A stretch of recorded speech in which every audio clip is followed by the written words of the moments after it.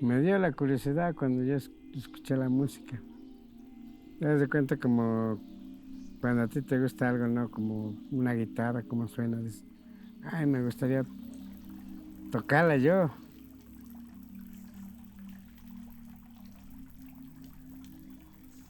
Mi historia es triste también. Yo vivía allá en el pueblo, en Guerrero, y ya tenía como 3 años cuando mi papá murió.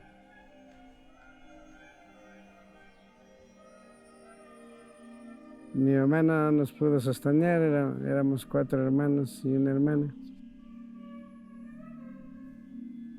Pero yo pues me crié con una muchacha que era mi madrina. Y ahí ya por las tardes o en las mañanas igual, alguna que otra persona tocaba con hoja.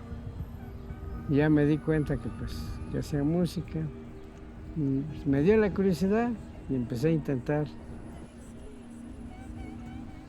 Sí me gustaba cómo tocaban la hoja otras personas. Y dije, pues voy a aprender. Me costó, pero pues continuamente yo agarraba una hoja y trataba de sacar el sonido.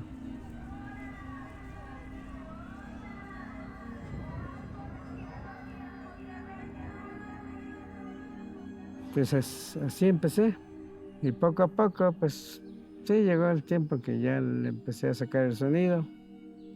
Y después ya empecé a intentar así como a sacar música. Para mí lo importante es que pues sí tengan una buena resistencia porque pues como ya les sopla así bien fuerte.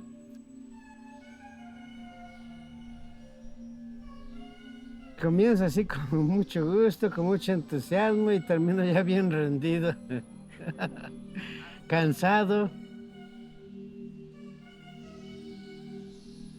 Yo siempre cuando toco, pues lo toco con mucha alegría porque sí me gusta mucho el, así que el sonido de la hoja. A mí me gusta mucho y pues así como tal toco, pues me gusta bastante. Mi nombre es Bruno Seferino. Soy una persona que se dedica a hacer música tocando con hojas.